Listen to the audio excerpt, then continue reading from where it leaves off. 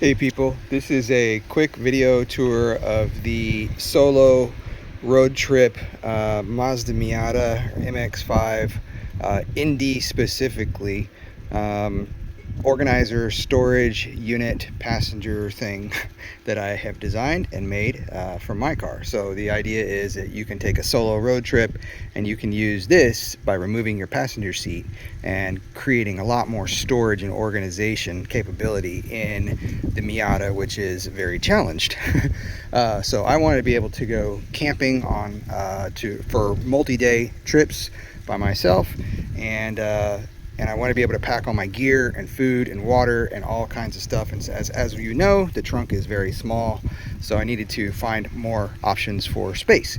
So I wanted to build something that I could use an electric refrigerator with, that I could charge a battery pack with via solar and all of those things. And so I came up with this design. So I realized I could maximize a lot of space if I took out the seat. So I built this wooden rack system, and before doing that, in order to take out the seat, there's 4 bolts, and there is a wiring harness that is underneath the seat that connects the airbag system and the seat heaters to the electronics. The attachment for that wiring harness is right here. It's pretty hard to get off sometimes. It's got this little white tab that is a lock, and you pull that out, and then you have to gently kind of press this tab in right here with a screwdriver or a pick and kind of carefully pull that out. The other side, the other side of the connector is underneath the seat, and it comes out with it. The 4 bolts are, I think, an E14 eTorx bit, so it's not a standard socket. So you definitely want to pick those up. Pick up a socket from your hardware store, because a regular socket will not work. It'll actually strip the edges off. I learned that the hard way. Luckily, if you go to Mazda, new bolts are like $1.80 a piece, so they're pretty cheap. But yeah, lesson learned. Okay, so I wanted a refrigerator situation, so I ordered this refrigerator off of Amazon, and I designed the whole system pretty much around the dimensions of this refrigerator. I don't remember how much it cost, it doesn't matter. But I wanted it to be secure inside here, and so this entire rack system it utilizes the 2 rear bolt connectors with some brackets that I manufactured or fabricated, and it holds it in with some heavy-duty zip ties to keep it from either pivoting or moving forward. And I think that's a pretty good solution. I may upgrade that. This is kind of version 1. Let me pause the video here. So also these shells, and I'll demonstrate this in a minute, they are pull out, so I can just lift these things out, and I have little cutouts, particularly for this refrigerator, for the outlet or for the plug, the power cable, to go down through this, and it goes down to my little anchor battery. And I have this anchor battery. This is actually plugged in to the car DC socket that's right up underneath there. And I have a splitter, so I can have from one output of that car socket to 2 different inputs. So I have a radar detector up there, and then I have the other connector going into my power supply here. And then the actual refrigerator, so the car will charge the battery, and then the battery is plugged in to the refrigerator, and so the battery will actually power the refrigerator. So when the car is turned on, the car is charging the battery. When the car is turned off, the battery is powering the refrigerator all by itself and not getting recharged. I also have a small solar panel, foldable solar panel, that will actually fit perfectly right down in this slot between the 2 sidewalls of the passenger seat area. And I can basically, if I'm on the road, I can just pull that out, plug it into the battery, and charge the battery through solar as well, so I don't tax the car battery itself for that recharge. Okay, I'm gonna pause and take you to the next part. Okay, so here we are on the other side of the car. I'm gonna get in to the driver position, and you can see what it looks like from the driver's perspective. So I've actually built in, there's a little wall right here. I'll show you in a second how this whole tray that the refrigerator sits on and this little wall pulls out so that you can access the storage area underneath from the top. I use Nalgene bottles a lot, and so I wanted to make sure I could use the cup holder that comes with the car, so that's why there's this angle here. But I also put this little brace in the top shelf here. As you can see, it lifts out, but it perfectly fits a Nalgene bottle, so I can have different drink options while I'm on the road. If you also look across, you'll notice that the top of the refrigerator does not go above the door sill. So if you're looking at it from the outside, your Miata still looks cool. You don't look like you got this crazy bump. Also, you know, you have no fear of driving with the top down. There's no wind issues whatsoever. As you can see, there's space back here behind the unit where you can stow things, jacket, whatever. There's a little lip down here where you can rest things on if you need to. You've got this little storage compartment next to the driver's seat.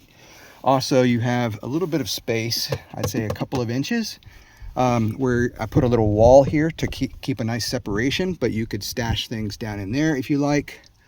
And since the rack system is strapped down to the bolt points down on the floor, it will not move forward. It's pretty rock solid. I mean, it's got a little bit of a wobble, but it's not going anywhere. And you have about an inch of clearance between your dashboard on this closest side. So it's not touching, it won't touch at all. The way you actually install the system into it is you kind of bring it down and then tilt it in and set it down, and it fits perfectly without scraping anything at all. All right, on to the next chapter in a second. Okay, we're back on the passenger side. I've removed the refrigerator and the Nalgene bottle, and I just wanted to show you what the actual unit looks like. So as you can see, I cut this little hole here. You probably don't need that because you can pull these out just like this, and that gives you access to the storage area. So because I have this little fence or rail on here, probably can save cutting a hole there. Same thing over here in this one. Probably don't need that hole either because you can just pull it out like that and have access to it. Notice there are little shelf rails going all the way around. That's just a little piece of square poplar that I just glued in. It doesn't need to be screwed in at all or stapled in. It doesn't have to carry that much weight. It'll be just fine. I did, for my particular refrigerator, I notched this out for that power cord and cut this little hole. Where is it? Got that little hole right there for the cord to go down underneath. So if I take these out and set them aside, oh, by the way, if we look at the bottom, I glued the rails on, and underneath I screwed them on and countersunk the holes, so you know they're not going anywhere. So set that down. Okay, so here's the interior guts of this thing. So we can see how I've secured this to the bottom floor. There is the bolt hole with the factory bolt, and I just took some aluminum, and I'm considering whether I need to upgrade that to a steel bracket because it does have some, it's just less strong, but it's working for now. So that is an aluminum bracket. I think the bolt holes are 1/4 inch holes so that the bolts can pass through, and I added large steel washers to that to give it a little bit more rigidity and support. And then I just angled this up right here and screwed in these hooks underneath here, and you'll see there's a little hole through the sidewall, so I can lace a heavy duty zip tie through here to actually secure it down. These are heavy duty. They're rated at 150 pounds of tensile strength. I recommend if you use these, or if you use zip ties at all, you get the heavy duty ones. I'm actually thinking about doubling them up. I don't think I need to, but I don't think it'll hurt either. On the other side, it's the same sort of deal. In order to maximize space, I wanted to make sure these brackets were tucked up underneath there as much as possible so that they didn't interfere in the floor space at all. If we look at kind of the overall construction, now one of the peculiarities of this floor is not level. You know, it's aluminum or steel underneath, and it's got this carpet, and it's all different heights. And so I had to take some pretty careful measurements because all these legs are not the same length. This one I think is particularly short, but these legs fit right into the divots in the floor space. And if you look here, next to the door, you know, this right here fits in perfectly, so that when I try to wiggle it, I mean, it barely has any move whatsoever. So it's in there pretty good. I put a wall on this side and on this side to prevent anything that you put inside here from falling forward or getting in this space over here. I'm thinking about, and probably version 2, I'm going to put, with the same material, I'll put like a sliding wall right here. But right now you can just reach in and access anything with the top shelf and the refrigerator in here, and you can still grab whatever you need. So that is that. Okay, just a quick shot here. I took the rack out, and I just want to show you what the car looks like without the passenger seat and with the brackets in there. So you can see those stick up, that one sticks up about an inch or inch and a half, and it just bolts right in. And then this side, next to the seatbelt assembly, is a little bit taller. Made this one a little bit taller so that the zip ties didn't have to reach quite as far. I think I'm using 18-inch zip ties. This is the wiring harness that comes out of the floor that connects to the bottom of the seat. This needs to be protected. And so I'm actually probably in version 2 going to build a little shelf that folds down from the front and has a runner right here that covers that. And I can also put in other electronics kind of underneath that shelf. And so I can stack this area with other things without any fear of those wires or cabling getting jacked up in the process.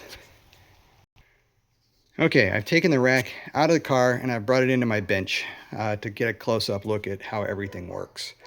So this is the way it is. As you can see, it's uneven because the legs of this thing need to conform to not only the angles but the length of or the topography, I suppose, of the inside of the floor of the Miata. And you'll notice that there's only one. I think there's two flat. The two front legs are both flat. The two back legs are angled because the back of the floor kind of curves a little bit. And then that front leg sits very high because there's a bump in the floor right there. So I angled the rear because of the rear seat area is angled. And so there's a lot of different angles inside this little project. These are the strap downs that you run the zip ties through. They're just bolts that go all the way through the bottom with washers on the bottom. The front pieces, you'll notice the front is not at the same, like this front leg is closer to the rear than the leg on the other side. So if we do like a top down, you can kind of see that. So I had to put a block in here in order to have this front panel flush with the whole front side. I screwed everything together. The only thing I glued was these little runners primarily, and maybe a little glue in other places because I wanted to be able to disassemble or replace parts or modify parts of the design as it improved over time. Let's see, let's kind of look at it from the rear. So this is that. Let me flip this whole thing around. So this is from the driver's perspective. You got this wall just kind of separating things. There's a little hole that you can run the zip tie through. These angles here were kind of funky to get right. This is a little bit janky, but it works. I wanted to preserve the angles as much as I could. These are like 1 1/4" screws because you don't want them to poke out the back. These are, I think, 2-inch or 2.5. They're 2-inch screws. So I try to use 2-inch screws to give it strength in most of the areas. For these weird connections, I did pocket holes, and that's pretty much it. We'll look at the bottom of the lids a little bit closer, so you can see they're using screws. I did glue these fences on and then screwed them to the bottoms so that they will be secure and won't break off. That is about it. Anyway, the whole thing weighs probably 15 pounds. It's not heavy at all. Anyway, pretty cool project. Solves my problem. Thanks. Bye.